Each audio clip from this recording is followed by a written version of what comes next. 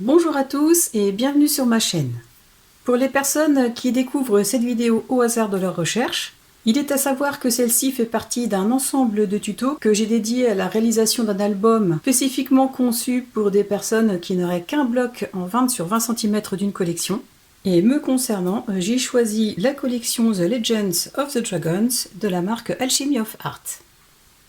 Dans toute cette série de tutos, je vais donc me focaliser sur l'explication de la structure des pages et de l'album en général, et j'en survolerai sa décoration. Mais pour les personnes qui souhaitent le réaliser avec la même collection que la mienne, tout au long des tutos ou lors de la présentation finale de l'album, je vous montrerai mes choix d'habillage de pages ainsi que les décorations que j'aurai ajoutées, et je vous donnerai aussi des explications. Comme d'habitude, je mets le lien de tous les articles utilisés dans la description de chaque vidéo. Et si vous avez des questions, bien évidemment, posez-les-moi. Je m'efforcerai d'y répondre le plus rapidement possible. Voici le tuto de la page numéro 3. Pour réaliser la page numéro 3, je reprends une base de page, à savoir une feuille A4 dans laquelle j'ai fait un pli à 21 cm dans les 29,7. Je vais aussi avoir besoin d'un morceau de cardstock de 21 cm sur 16,5 dans lequel j'ai fait un pli à 1,5 cm dans les 16,5, un morceau de 21 cm sur 22,5 dans lequel j'ai fait un pli à 1,5 cm dans les 22,5, et suivant si vous voulez réaliser mon album avec les portes du château ou si tout simplement vous désirez faire des rabats simples, eh bien pour les rabats simples, il vous faudra deux morceaux de 21 cm sur 12,5 dans lesquels vous allez faire un pli à 1,5 et 2 cm dans les 21. Et si vous désirez reproduire les portes du château, pour faciliter la réalisation des portes, il vous faudra un morceau de 25 cm sur 21 dans lequel j'ai fait un pli à 1,5, 2 cm, 23 et 23 cm. Comme depuis le début de cette série de tutos, ces papiers-là font office de prototype. Mais pour réaliser mon album, j'utilise ces cardstock, le Craft en 216 grammes de la marque Florence. Et vous constatez que j'ai déjà marqué tous les plis par rapport aux mesures qui correspondent à chaque partie de cette page. Je vais commencer par réaliser les portes du château. Alors si vous préférez des rabats simples, eh bien il vous suffit de les laisser telles quelles. Et pour les portes, voici la façon de procéder. Je prends le morceau de cardstock de 25 cm sur 21 cm, dans lequel j'ai marqué des plis à 1,5 à chaque extrémité et 2 cm. Pour pouvoir faire un arc de cercle qui soit régulier pour les deux portes et qui soit beaucoup plus simple à réaliser, j'ai choisi de laisser la feuille en un seul tenant et j'ai fait une ligne repère dans la moitié des 25 cm, c'est-à-dire à 12,5 cm. Donc j'ai fait cette ligne. Et sur cette ligne, j'ai fait une marque repère à 10,5 cm en partant du haut. Ce que je vais reporter sur mon cardstock de structure.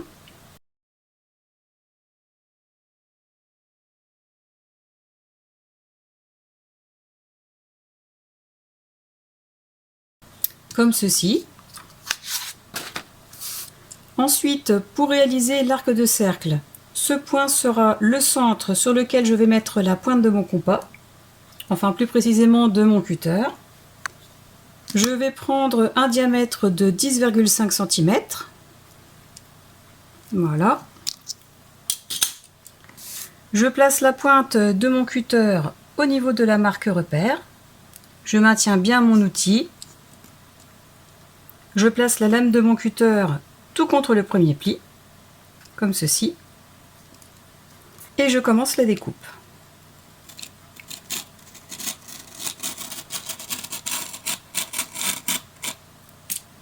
Je n'hésite pas à passer plusieurs fois puisque le cardstock est relativement épais.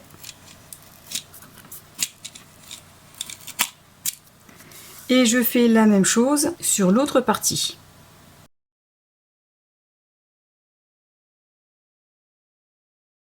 En m'arrêtant aussi au niveau du premier pli.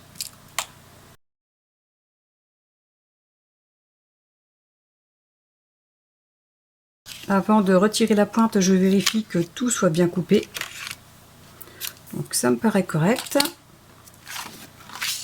Et de cette façon, ceci évite de voir le trou de la pointe de mon cutter, puisqu'il ne me reste plus qu'à marquer le pli, comme ceci.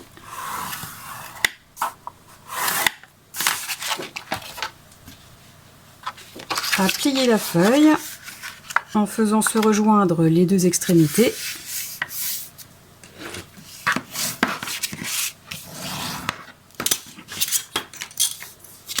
Et à couper comme ceci au maximum du bord du pli.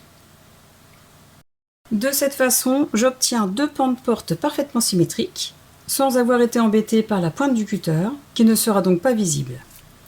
Ensuite, tout simplement, je vais couper ici à ce niveau. Alors, je me place sur mes lignes de mon tapis de découpe. Je fais en sorte d'être bien perpendiculaire. Et je coupe.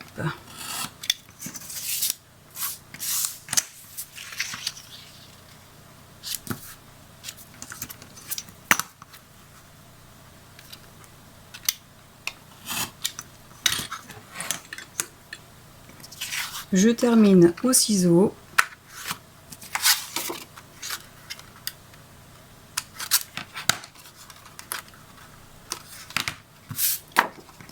Et la structure de mes deux pans de porte de château sont prêtes. Ensuite, pour pouvoir intégrer la base de page sans qu'il y ait d'épaisseur avec ce rabat, c'est-à-dire celui-ci de 21 cm sur 16,5, je vais faire la même chose que sur la page précédente, à savoir couper en biseau les angles de ces trois parties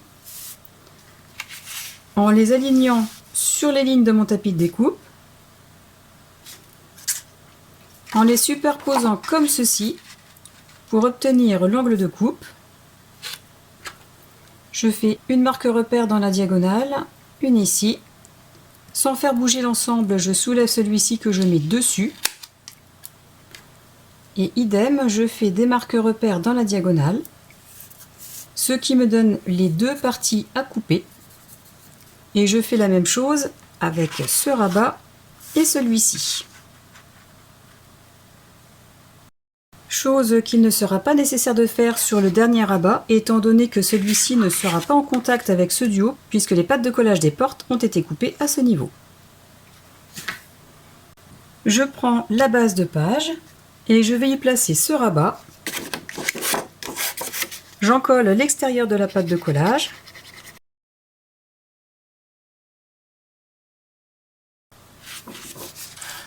Je mets en place ce rabat tout contre le bord bas.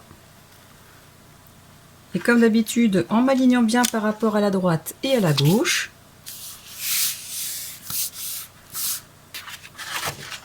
J'appuie pour faire adhérer.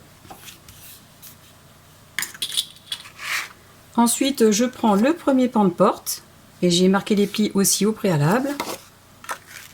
Il a sa place ici, mais avant de le coller, je vous suggère de vérifier si les mesures sont bonnes.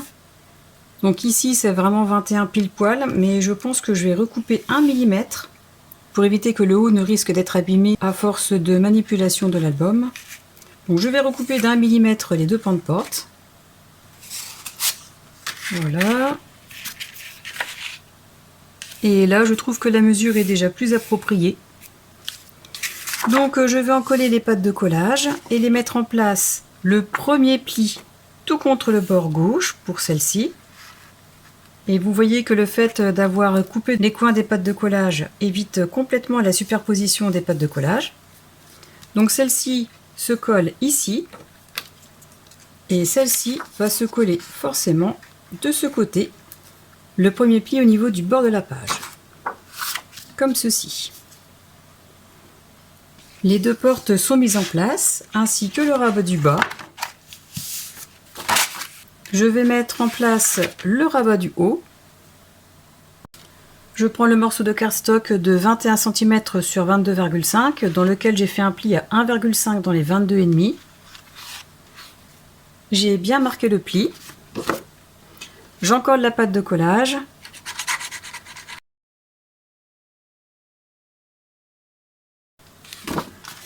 Et je le mets en place tout contre le pli des 21 cm sur la base de page, en m'alignant bien par rapport à la droite et à la gauche.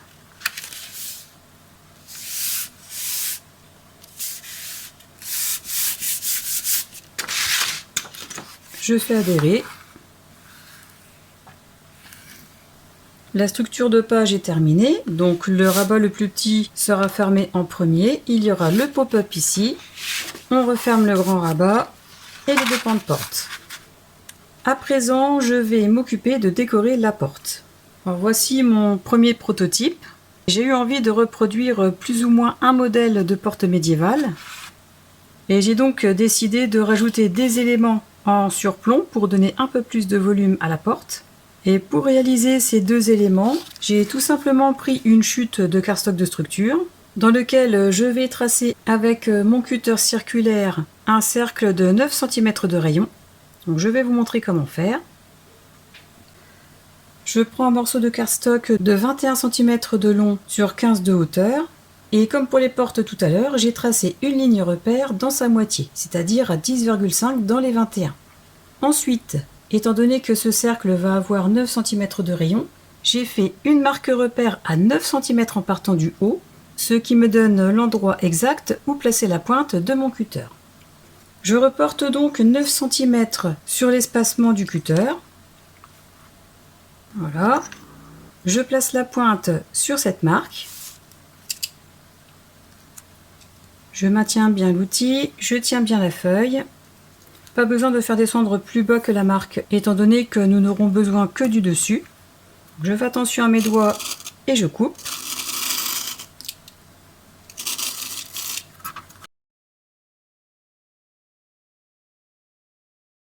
Alors là, vous voyez, ça a un peu bougé, donc j'essaye de rectifier. Voilà. C'est bien découpé.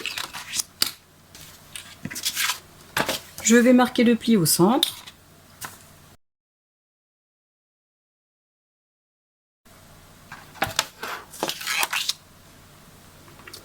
Je plie l'ensemble en m'ajustant bien.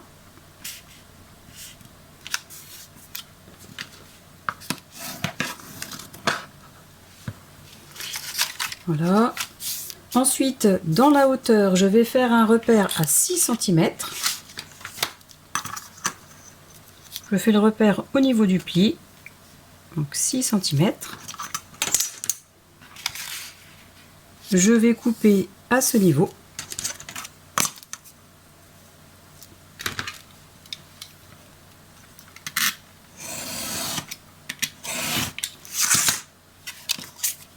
Voilà. Et au niveau de la longueur, je vais récupérer 8 cm. Donc, je vais le mettre de ce côté.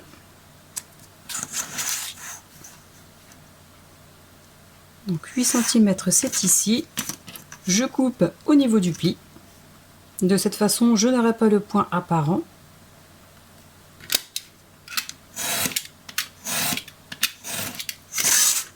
Et j'obtiens mes deux parties qui vont commencer la décoration des deux pans de porte.